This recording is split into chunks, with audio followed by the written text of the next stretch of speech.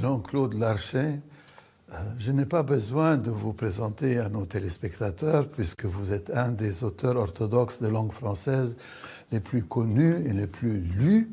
Vous avez bien voulu venir aujourd'hui, en ce dimanche, à l'église de la communauté géorgienne orthodoxe de Paris pour nous parler, si j'ose dire, du héros de votre dernier livre, le saint Starets et folle en Christ, Gabriel. Je dois vous demander, qu'est-ce que vous a amené, qu'est-ce que vous a décidé d'écrire un livre sur ce spirituel géorgien encore peu connu en France? Écoutez, il y a 4 raisons. D'abord, ce livre prend place dans la collection Grand Spirituel Orthodoxe du XXe siècle que je dirige aux éditions L'Âge d'Homme. Il y avait dans cette collection jusqu'à présent des représentants d'à peu près toutes les églises locales, russes, serbes, roumaines, grecques, mais pas encore de représentants de l'église géorgienne. Et alors, il m'a paru nécessaire de faire place à un grand spirituel géorgien. J'ai choisi le Père Gabriel pour plusieurs raisons, parce que il a été canonisé très récemment, c'est donc un de nos contemporains. C'est quelqu'un qui a une vie très intéressante et très pittoresque, si je puis dire, puisqu'il a été canonisé dans la catégorie traditionnelle dans l'Église orthodoxe, mais peu représentée à l'époque moderne, des folles en Christ. Il y a le fait aussi que il n'existait pas sur le Père Gabriel jusqu'à présent de livres vraiment constitués, une multitude de témoignages épars, mal organisés. Et puis, enfin, la dernière raison est que j'ai un petit lien avec lui, puisque j'ai fait un certain nombre de voyages en Géorgie, et que chacun de mes voyages s'est terminé sur la tombe de Père Gabriel avant qu'il soit canonisé, que j'ai pu participer avec des amis, évêques ou prêtres, à des panichites célébrés sur sa tombe, et donc que j'ai pu rencontrer aussi à cette occasion des gens qui l'ont très bien connu, dont sa servante de cellule qui m'en a parlé plusieurs fois. Pourriez-vous nous dire quelles sont les étapes les plus importantes de sa vie? Alors, Père Gabriel est né sous le nom de Basile, diminutif Vassico, petit Basile, en 1929, dans une famille qui n'était pas religieuse. Son père était un membre du Parti communiste qui participait à la destruction d'églises. Sa mère avait la foi, mais une foi assez faible, elle était peu croyante, et donc il a été baptisé, mais par une tierce personne, par une moniale qui, à la suite des persécutions, avait dû quitter son monastère et habiter en ville. Et donc il a passé ses premières années sans éducation religieuse. Il a rencontré le christianisme à l'occasion d'une querelle de voisinage. Lorsqu'il avait 7 ans, il a entendu un de ses voisins qui disait à l'autre « Tu veux me crucifier comme le Christ ». Il n'avait jamais entendu parler du Christ. Cette histoire de crucifixion l'a intrigué. Et donc il s'est rendu seul, petit garçon, dans une église. Il voulait rencontrer le prêtre pour lui poser des questions. Le prêtre n'était pas présent à ce moment-là, mais le gardien de l'église lui a dit « Si tu veux savoir quelque chose sur le Christ, il faut lire le livre qui raconte tout sur lui, qui s'appelle l'Évangile ». Et donc, il a économisé le peu d'argent qu'on lui donnait de temps en temps et il a acheté un évangile et c'est devenu vraiment sa lecture favorite. C'est-à-dire, dès qu'il rentrait de l'école, le soir, il se précipitait sur l'évangile. Il passait de longues soirées à le lire, à le relire. Et puis, il a commencé, sur cette base, à développer une vie de piété, à prier, etc. Bon, c'était un garçon généreux, c'était un garçon qui aimait le silence, qui aimait la solitude, et c'était un garçon aussi très pur, et on le voyait parfois courir dans les rues de la ville entouré d'une nuée d'oiseaux gazouillants. C'était quelque chose de très exceptionnel, de très touchant, qui témoignait de cette familiarité qu'ont les saints ou les enfants innocents avec les animaux. Et à l'âge de 7 ans, il a donc commencé cette vie chrétienne, il l'a développée, et à l'âge de 12 ans, il a eu 2 visions. Une nuit, il a eu la vision d'un démon, qui n'était pas seulement une vision en rêve, parce qu'il a été brusquement réveillé, il a vu un démon qui l'a frappé, et sa mère l'a trouvé le lendemain matin inconscient auprès de son lit. Et peu de temps après, il a eu une vision de la croix, et Père Gabriel a interprété plus tard cette vision comme annonçant tous les malheurs qu'il allait subir au cours de sa vie, toutes les persécutions qu'il allait endurer. Et donc, il a reçu en même temps que ces visions un charisme qu'il va garder toute sa vie, qui est le charisme de clairvoyance. C'est-à-dire, il a la capacité de lire dans les cœurs, mais aussi de voir certaines choses à distance. Et à ce moment-là, il y avait une guerre en Géorgie, et les gens venaient le consulter pour avoir des nouvelles de leurs parents qui étaient au front. Et il leur disait, eh bien voilà, il est ici, à tel endroit, il est en bonne santé, ou il a été blessé, etc. Il a commencé à avoir ainsi une certaine réputation. À quel âge? Alors c'était à l'âge de 12 ans.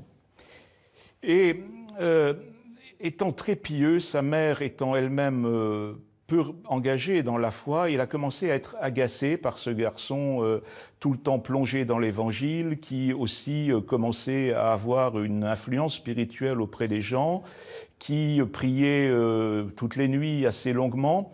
Et donc, un jour, elle était énervée, elle a pris son Évangile et l'a jeté dans les toilettes. Et donc, il l'a récupéré, il a serré l'Évangile contre lui, il s'est mis à pleurer. Et dans les heures qui ont suivi, au milieu de la nuit, il a décidé de quitter la maison familiale. Et alors, il s'est rendu à pied, tout seul, dans la nuit, dans un monastère proche, où on n'a pas pu le garder parce que c'était un monastère de femmes qui n'avaient pas le droit d'héberger des enfants. Il est ensuite allé plus loin, dans un monastère d'hommes qui ne pouvaient pas le garder plus de 2 jours parce que c'était interdit à l'époque par les autorités locales. Et puis, il a erré comme ça dans plusieurs monastères. Et il n'a pu rester dans aucun, à cause des règlements en vigueur à l'époque.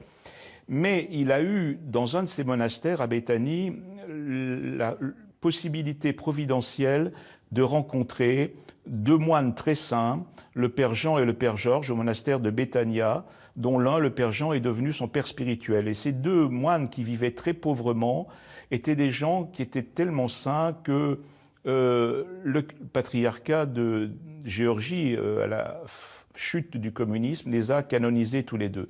Donc il a eu, dès l'âge de 12 ans, on peut dire, ce premier contact avec de saint Startsi, qu'il a ensuite d'ailleurs été régulièrement consulté pour sa vie spirituelle.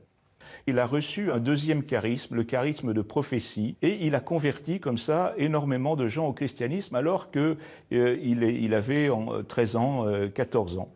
À l'âge de 15 ans, sa mère a retrouvé sa trace, l'a invité à revenir au domicile familial.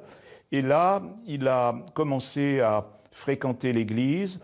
Il a eu une vie qui pouvait de nouveau être une vie de piété, que sa mère tolérait beaucoup mieux parce qu'elle avait été évidemment très peinée par le fait qu'il ait abandonné la maison. Et il faut dire d'ailleurs que sa mère, à la fin de sa vie, deviendra moniale dans le même monastère où Père Gabriel finira ses jours. Donc on peut dire qu'il l'a amené aussi progressivement à la foi, que son exemple, sa piété a été pour sa mère une source ensuite de repentir, d'exemple, et qu'elle a aussi été très marquée par sa sainteté.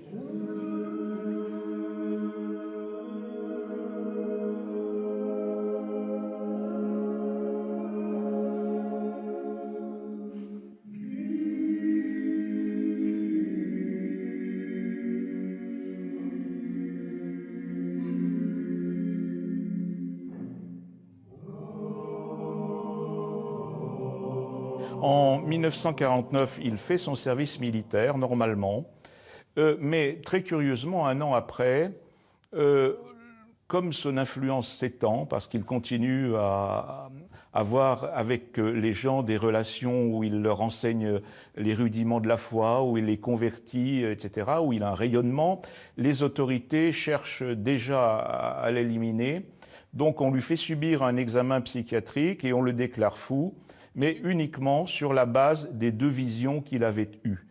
C'est-à-dire qu'évidemment, à l'époque, vous le savez, soviétique, que connaissait aussi la Géorgie, qui était un satellite de l'Union soviétique, on psychiatrisait tous les gens qui étaient dissidents ou qui, sur le plan religieux, avaient une influence trop forte sur leur entourage. Et donc, on lui a à ce moment-là versé une petite pension Et il a pu donc, pendant un certain temps, commencer à fréquenter l'Église, à servir à l'Église de la cathédrale de Sion. Et finalement, sa piété a été remarquée et il a eu une vocation pour la vie monastique. Et on l'a tonsuré moine, on l'a ordonné diacre, puis ordonné prêtre. En 1955, il est affecté au monastère de Béthania, où il retrouve ses 2 startsi, mais le monastère doit fermer un an plus tard à cause des mesures prises par les autorités communistes. Il rejoint donc la ville de Tbilissi, où il est affecté à la cathédrale au centre de la ville comme prêtre. Mais il va se produire en 1965 un événement tout à fait important qui va avoir un grand écho non seulement en Géorgie mais également à l'extérieur. Le 1er mai, lors des célébrations qui sont particulièrement solennelles dans tous les pays communistes, il met le feu à un gigantesque portrait de Lénine qui est suspendu à l'immeuble du Parti communiste. Il a réussi à s'infiltrer à l'intérieur de l'immeuble, et puis ce portrait, qui fait, je crois, une quinzaine de mètres, il l'allume, il met le feu et il crie à la foule « Vous adorez des idoles, le peuple géorgien a toujours été chrétien, et c'est une honte pour lui d'adorer des idoles, c'est le Christ qu'il doit adorer. » On le saisit, il est évidemment emmené au bâtiment de la sécurité, on le roue de coups, on le torture, on l'emprisonne et peu après on l'enferme dans un hôpital psychiatrique. On établit un diagnostic, mais on le fait passer pour fou, mais sans pouvoir mettre en évidence autre chose que ces 2 visions qu'il avait eues précédemment et que l'on fait passer pour des délires. Il y a des interventions extérieures, un écrivain célèbre notamment intervient pour lui, quelques journalistes à l'étranger ont eu vent de cette affaire et font du bruit dans les journaux occidentaux. Il aurait dû normalement passer le reste de sa vie dans cet hôpital psychiatrique et à la suite, si vous voulez, de ce bruit, de ces interventions, on l'en fait sortir. Mais à ce moment-là, il n'a plus aucun moyen pour survivre. Il est exclu par l'Église. Il est exclu aussi par toutes les autorités civiles. Il ne peut trouver aucun emploi. Les commerçants même refusent de l'embaucher comme vendeur, les artisans comme ouvrier. Et donc, il est condamné à ce moment-là à mendier. Et il a du mal même de recevoir des aumônes de la part des gens parce que beaucoup de gens ont peur de se voir pris en flagrant délit d'avoir des relations avec cet homme qui est complètement ostracisé. Donc il mène une vie extrêmement misérable. Et cette vie de pauvreté extrême, nous en avons un témoignage touchant que je voudrais vous lire, si vous voulez, parce que c'est un passage de mon livre qui vraiment est très émouvant. Quelque temps après, le père Gabriel retourna à Tbilissi, où il fut réduit à mendier à la porte des églises où c'était possible, car souvent les prêtres le chassaient pour ne pas avoir d'histoire. Seuls les gens qui n'avaient jamais entendu parler de lui consentaient à lui faire l'aumône. Il mangeait alors rarement à sa faim. Pendant un temps, il se rendait la nuit sur un terrain vague situé à l'arrière d'une fabrique de gâteaux où celle-ci avait ses poubelles et jetait ses déchets. Il rapportait chez lui des débris de pâtisserie fortement colorés de rouge, de jaune, de bleu ou de vert, les plaçait sur une assiette et se disait « Certainement, c'était autrefois un beau gâteau ». Il les bénissait, les mangeait et rendait grâce à Dieu. Mais il ne pouvait pas se nourrir uniquement de ces restes pleins de sucre et de colorants. Souvent, il se plaçait devant l'assiette qui les contenait, buvait du thé et mangeait un morceau de pain noir séché, et il les emportait dehors en disant « Je vais nourrir les oiseaux, ils feront un banquet royal ».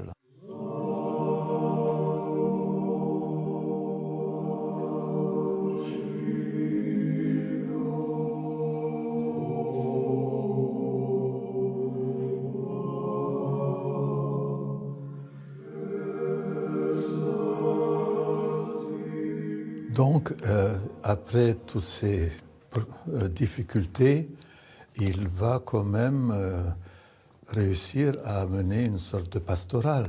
C'est un tournant spirituel, parce que c'est à partir de ce moment-là qu'il va adopter des comportements de folle en Christ, c'est-à-dire des comportements non conformistes, des comportements qui paraissent aberrants, illogiques, incohérents, mais qui sont des comportements simulés. Vous savez que dans l'Église orthodoxe, il y a une grande tradition des folles en Christ. C'est même une catégorie de saints qui est vénérée. Particulière. C'est une forme d'ascétisme. C'est-à-dire que ce sont des gens, il y en a dans tous les pays orthodoxes, il y en a eu surtout en Russie, mais aussi en Grèce dans les premiers siècles. Ce sont des gens qui simulent la folie, souvent dans le but d'être méprisés, dans le but que l'on se moque d'eux, qu'on les considère comme rien, et afin de trouver une voie courte pour l'humilité. Et puis, il arrive un moment où, si vous voulez, sa situation de très grande pauvreté émeut en particulier l'actuel patriarche Élie II, qui était à ce moment-là évêque dans une autre éparchie, loin de Tbilissi, mais qui avait la responsabilité du séminaire qui était rattaché au couvent de Samtavro. Et donc, il réussit à lui avoir une affectation comme prêtre, on peut dire suppléant, dans ce monastère. Donc, il va s'installer là et il va, en fait, pendant un certain nombre d'années, avoir une activité très spéciale. C'est-à-dire que d'une part, il va essayer de donner de la vie à tous les monastères, à toutes les églises qui sont abandonnées en Géorgie. Il n'y avait plus beaucoup de monastères et d'églises qui étaient ouverts. Et donc, avec des petits groupes de fidèles, avec parfois une ou deux moniales, parfois seuls, il va successivement dans les différentes églises et les monastères abandonnés pour y célébrer la liturgie ou pour y faire un office, pour y maintenir une étincelle de vie. Deuxièmement, il va dans les décharges publiques pour récupérer tous les objets liturgiques que les gens qui ne sont plus croyants jettent ou que les militants athées qui ont détruit des églises jettent à foison. Et ça, c'est une œuvre qu'il avait déjà commencé quand il était tout petit. Et ce que j'ai oublié de dire, mais qui est important aussi, c'est que depuis 1952, il avait commencé à construire dans la cour de sa maison familiale une petite église avec des matériaux récupérés partout et une toute petite cellule pour se loger, et que dans cette église, il accrochait partout toutes ces icônes qu'il récupérait. Et ceux qui ont visité son église pendant cette période voyaient un véritable bric-à-brac, si l'on peut dire, d'objets religieux entassés partout, parce qu'il y en avait tellement, et son église était tellement petite que vraiment il était difficile pour lui de les mettre en ordre. Mais c'est touchant aussi de voir ce soin qu'il prenait de l'église à une époque où elle était dans un état de délabrement considérable.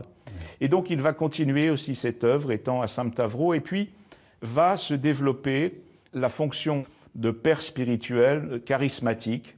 Il va utiliser ces charismes de clairvoyance et de prophétie qu'il a conservés, et aussi ces gestes et ces façons d'être de folle en Christ pour continuer à enseigner aux gens la vie spirituelle, pour les amener parfois au christianisme, pour les aider à renforcer leur foi, pour les aider à approfondir leur vie spirituelle.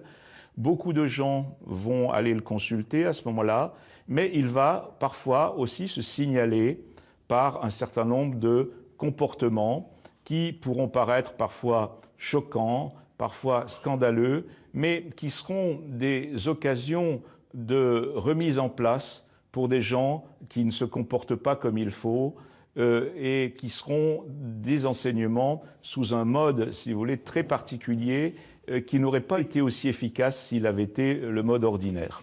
Cette folie en Christ, ça n'est pas non plus une simple réputation que certaines personnes l'ont faite, si vous voulez, mais c'est quelque chose qui a vraiment été reconnu par l'Église, puisqu'il a été vraiment canonisé dans la catégorie des folles en Christ. Donc c'est une reconnaissance vraiment de l'Église qu'il était un authentique folle en Christ.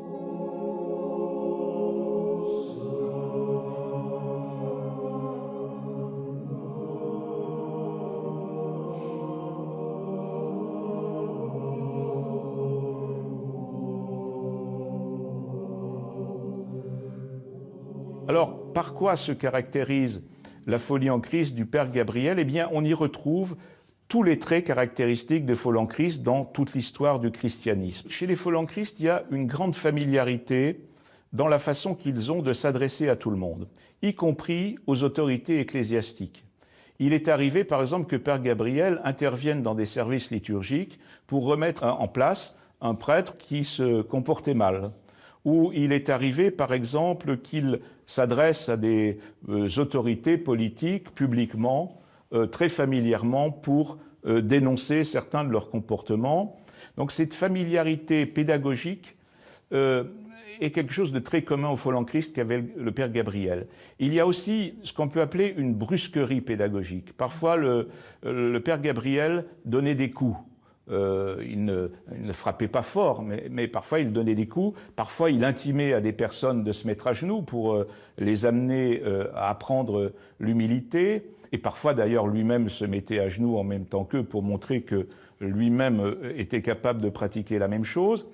Et alors, chez tous les folles en Christ, il y a aussi une dénonciation du pharisaïsme et du formalisme. Et donc, je voudrais vous donner quelques exemples de la façon dont opérait à cet égard le Père Gabriel. S'il vous plaît. Alors, c'est un épisode que rapporte le métropolite Isaïe Kantouria du temps où il était novice et se trouvait au monastère de Samtavro. Il dit « C'était un service liturgique du dimanche pendant une période de carême. Le Père Gabriel entra dans l'église en poussant des grands cris. C'était vraiment effrayant et l'on pouvait croire que la fin du monde était arrivée. Parmi les sons stridents, je pus discerner ces paroles « Les chats ont volé ma sauce! Les chats ont volé ma sauce !» Ça ne me fit pas du tout rire. Nous, les novices, nous faisions en cette période de carême stricte des efforts pour le suivre strictement et à l'apogée de cette période de jeûne, voilà que le Père Gabriel se préoccupait de la sauce qu'il avait perdue. Ces paroles ne changèrent pas ma détermination à observer strictement les règles du jeûne, mais je compris mieux alors que ce n'est pas ce qui entre dans la bouche d'une personne qui la rend impure, mais ce qui en sort selon la parole de l'Évangile. Notre petit exemple, un soir qu'il était entré à l'église pour les vêpres, le Père Gabriel s'arrêta devant la moniale qui était en train de lire les prières et lui demanda « Qu'est-ce que tu es en train de marmonner ?» Il lui faisait ainsi remarquer qu'elle ne lisait pas de manière claire, distincte et concentrée comme on doit le faire à l'Église, et l'invitait à changer sa façon de faire pour le profit spirituel des fidèles présents et le sien. Voilà, donc deux exemples de cette dénonciation parfois intempestive du formalisme et du pharisaïsme dans la vie spirituelle. Il y a aussi chez les folles en Christ, et ça caractérisait également le Père Gabriel, un enseignement spirituel à travers des actes symboliques ayant une force particulière, qui sont apparemment incongrus, mais dont le sens se révèle ensuite. Et là, je voudrais aussi vous présenter quelques exemples. S'il vous plaît. Le métropolite Isaïe Kantouria se rappelle comment le Père Gabriel, par quelques comportements étranges, lui fit ressentir de manière inoubliable la joie pascale de la victoire du Christ sur le péché, la souffrance et la mort. J'étais étudiant et depuis peu venu à la foi. Nous célébrions ma première fête de Pâques au couvent de Samtavro, où je rencontrai le Père Gabriel. Il me parut étrange. Il avait sur la tête un couvre-chef bizarre. Il vivait à cette époque dans un poulailler près duquel je passais par hasard. Il me remarqua, me fit venir à lui et remplit un verre de vin rouge en me disant « Tu dois le boire, car nous célébrons Pâques aujourd'hui. Dieu a pardonné tous nos péchés. Alors maintenant, nous pouvons boire un peu et nous réjouir. » Un autre exemple également très frappant, la sœur Élisabeth Zedgenidze rapporte quant à elle cet épisode où le Père Gabriel apprit à son entourage d'une part à ne pas juger, d'autre part à s'humilier. C'était un samedi matin. Le Père Gabriel me dit « montons au monastère de Djvari. J'étais déjà habitué à ces foucades de Folland-Christ. Il me demanda d'acheter de la vodka, cacha la bouteille sous son manteau et avec un air sérieux se dirigea vers le monastère de Djvari. Là, il ouvrit la bouteille, but une petite gorgée et me la passa. J'en bus une gorgée, mais en ayant curieusement la sensation que je buvais de l'eau. Il présenta ensuite la bouteille à toutes les personnes qui étaient autour en leur demandant d'en prendre une gorgée. Quand tous eurent bu, il fit ce commentaire. « Regardez, personne ne m'a blâmé. Tous entreront dans le royaume des cieux. » Je pensais que la performance était terminée, mais non. Le père Gabriel se tourna vers moi à l'air sérieux et me dit « Assieds-toi, tends la main et mendie. » Quand j'eus collecté assez d'argent, il invita tout le monde à consommer la nourriture que nous avions apportée, mais lui n'y toucha même pas. Il conclut ce repas très inhabituel par ces mots qui concernaient ce que nous avions tous fait à sa demande. « Celui qui s'humilie sera exalté. » Un très bel épisode aussi. Oui. Il y a aussi un passage sur comment prier pour ses ennemis. Oui, alors vous savez qu'il a été lui-même beaucoup persécuté, involontairement, et je dirais en partie volontairement, puisque à travers ses comportements de Folland-Christ, parfois il a recherché ces persécutions. Et donc c'est vrai que ce thème de l'amour des ennemis, qui est un thème évidemment évangélique, puisque c'est un commandement du Christ de prier pour ses ennemis, qui est aussi un thème cher à certains saints, comme saint Silouane, était aussi un thème qui lui était cher. Et effectivement, parmi ces enseignements, il y a celui-ci que je vais vous lire. Comment prier pour ses ennemis? Quand vous priez, priez d'abord pour ceux que vous aimez le plus, par exemple vos enfants. Ensuite, priez pour les autres membres de votre famille, puis pour vos voisins et vos connaissances, afin de ne pas avoir d'ennemis parmi eux. Bénissez ensuite la ville dans laquelle vous êtes nés, puis toutes les villes de votre pays, et demandez à Dieu d'enlever toute hostilité de leurs habitants. Maintenant que vous avez prié pour tout le monde, il ne reste plus que vos ennemis. Demandez à Dieu de remplir leur cœur de bonté et leur esprit de sagesse. De cette façon, vous serez capable de prier pour vos ennemis. C'est magnifique.